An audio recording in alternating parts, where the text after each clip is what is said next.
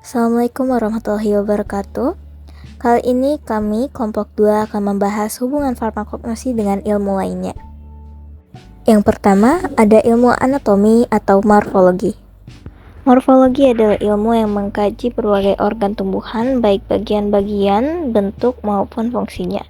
Secara klasik, tumbuhan terdiri dari 3 organ dasar, yaitu akar, batang, dan daun. Contohnya yaitu Arecaceae L atau pinang, merupakan tanaman famili dari Arecaceae yang dapat mencapai tinggi 15-20 meter, dengan batang tegak, lurus, bergaris dengan 15 cm, buahnya berkecambah setelah 1,5 bulan, dan 4 bulan kemudian mempunyai jambul, daun-daun kecil yang belum terbuka.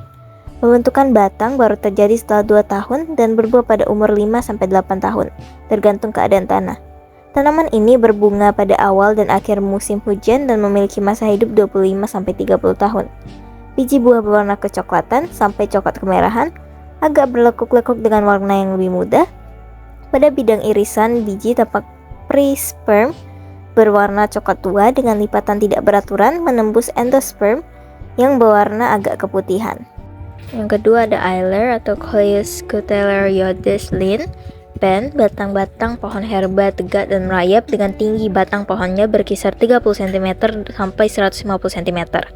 Mempunyai penampung batang berbentuk segi 4 dan termasuk kategori tumbuhan basah yang batangnya mudah patah. Daun berbentuk hati dan pada setiap tepiannya dihiasin oleh jorong-jorong atau lengkuk-lekuk tipis yang bersambungan dan didukung oleh tangkai daun dan memiliki warna yang beraneka ragam. Bunga berbentuk untaian bunga bersusun. Bunganya muncul pada puncuk tangkai batang.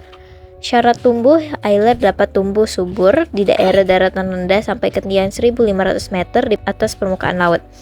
Eyler bisa didapat di sekitar sungai atau pematang sawah dan tepi-tepi jalan pedesaan sebagai tumbuhan liar. Ekologi dan konservasi. Ekologi adalah ilmu yang mempelajari hubungan antara organisme dan lingkungan mereka. Ini mencakup interaksi antara berbagai spesies serta bagaimana faktor lingkungan, seperti iklim dan tanah, mempengaruhi kehidupan dan distribusi organisme.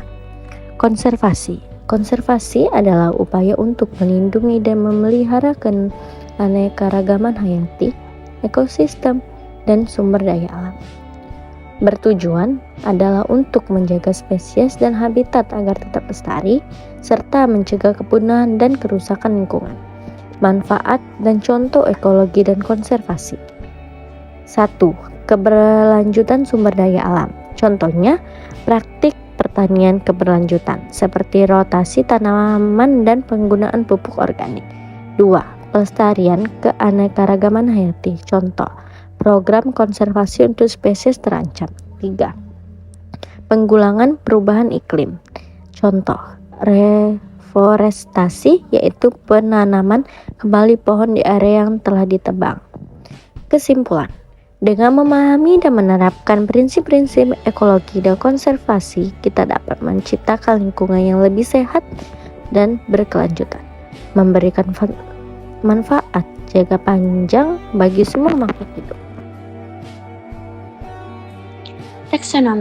Taksonomi adalah ilmu yang mempelajari tentang penanaman, deskripsi, dan klasifikasi organisme atau disebut makhluk hidup. Ilmu ini membantu kita memahami keragaman kehidupan dengan cara yang terstruktur. Berikut juga adalah poin-poin penting mengenai taksonomi. Yang pertama ada definisi. Definisi taksonomi adalah cabang biologi yang berfokus pada pengelompokan makhluk hidup berdasarkan ciri-ciri fisik dan genetik mereka. Yang kedua ada tujuan.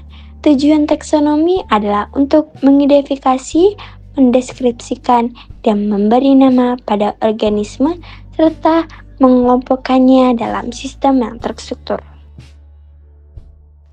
Yang ketiga adalah hierarki taksonomi.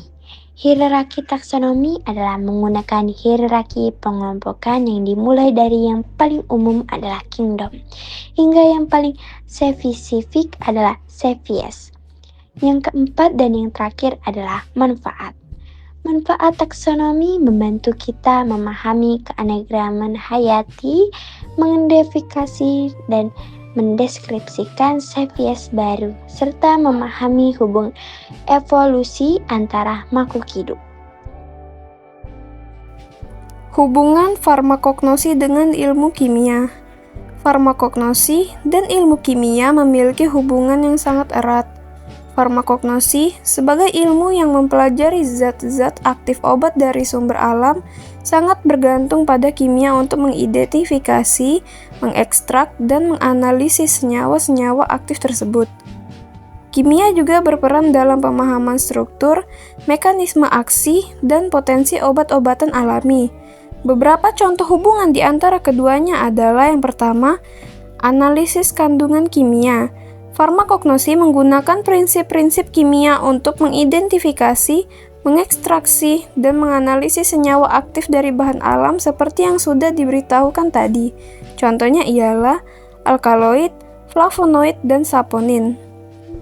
Yang kedua yaitu standarisasi dan kontrol kualitas.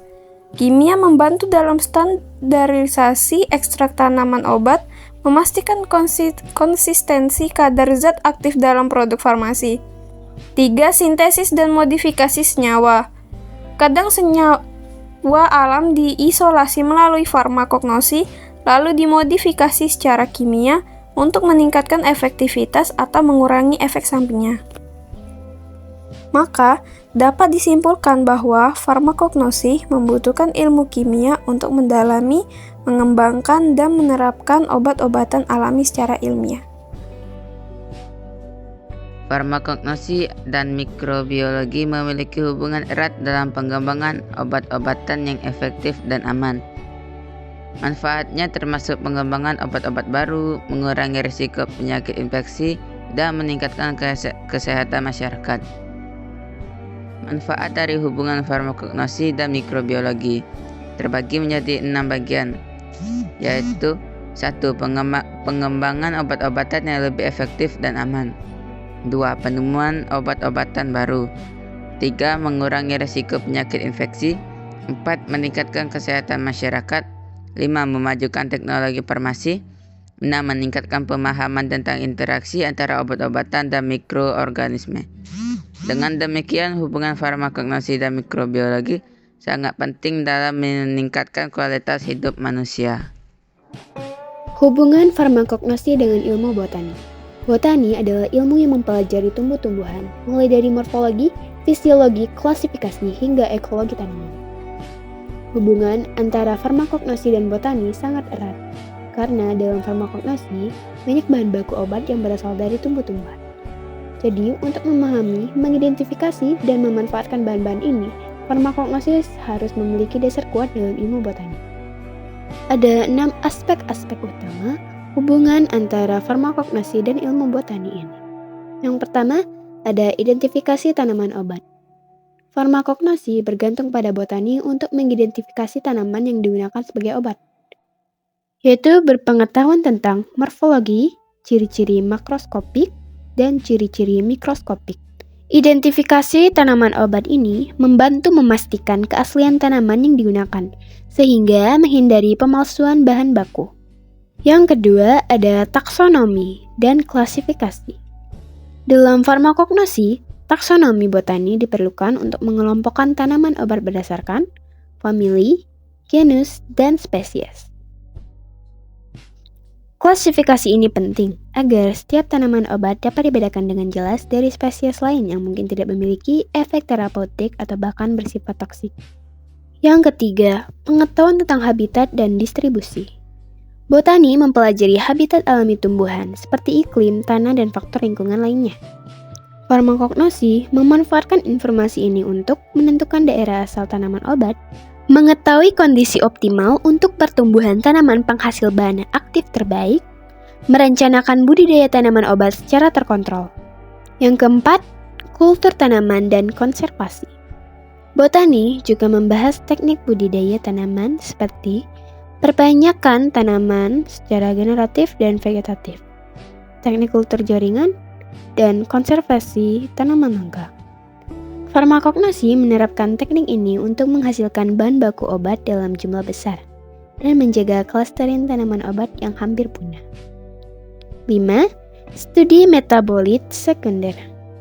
Botani memberikan dasar dalam memahami biosintesis senyawa metabolit sekunder dalam tanaman seperti alkaloid, flavonoid, tanin, dan minyak atsidik. Fungsi metabolit tersebut dalam tumbuhan sebagai perlindungan terhadap herbivora, infeksi, atau stres lingkungan. Farmakognosi memanfaatkan metabolit sekunder ini karena senyawa tersebut memiliki efek farmakologis pada manusia.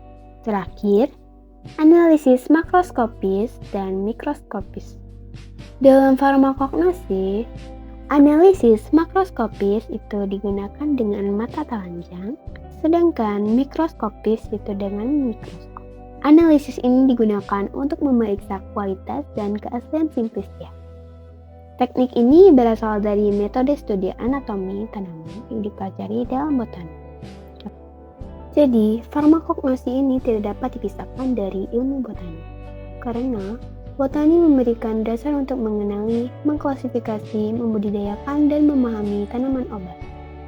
Melalui botani, farmakognostik dapat memastikan keamanan, efektivitas, dan ketersediaan bahan alami untuk pengobatan.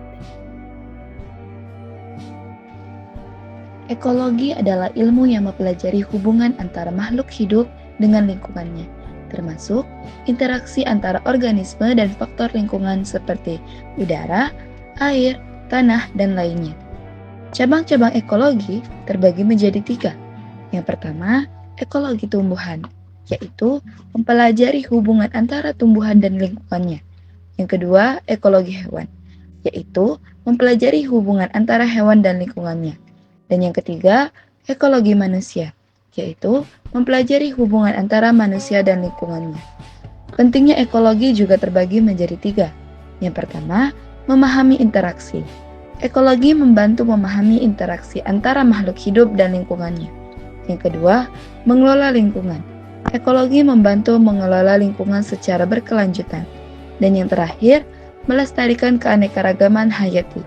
Ekologi membantu melestarikan keanekaragaman hayati dan ekosistem. Manfaat ekologi. Yang pertama, pengelolaan lingkungan. Ekologi membantu memahami interaksi antara makhluk hidup dan lingkungannya, sehingga dapat mengelola lingkungan secara berkelanjutan. Yang kedua, pelestarian keanekaragaman hayati. Ekologi membantu melestarikan keanekaragaman hayati dan ekosistem, sehingga dapat mempertahankan keseimbangan alam. Yang ketiga, pengembangan pertanian berkelanjutan. Ekologi membantu memahami interaksi antara tanaman dan lingkungannya, sehingga dapat mengembangkan pertanian yang berkelanjutan. Yang keempat, pengelolaan sumber daya alam. Ekologi membantu memahami interaksi antara makhluk hidup dan sumber daya alam, sehingga dapat mengelola sumber daya alam secara bijak. Yang kelima, mitigasi bencana alam. Ekologi membantu memahami interaksi antara makhluk hidup dan lingkungan, sehingga dapat memprediksi dan mengurangi risiko bencana alam. Yang terakhir, pengembangan ekowisata. Ekologi membantu memahami keindahan dan keunikan ekosistem, sehingga dapat mengembangkan ekowisata yang berkelanjutan. Dengan demikian, ekologi memiliki banyak manfaat yang dapat membantu manusia dalam mengelola lingkungan dan sumber daya alam secara berkelanjutan. Farmakognosi dan farmasi memiliki hubungan yang erat, di mana farmakognosi adalah cabang ilmu farmasi yang mempelajari tentang bahan alami yang digunakan sebagai obat.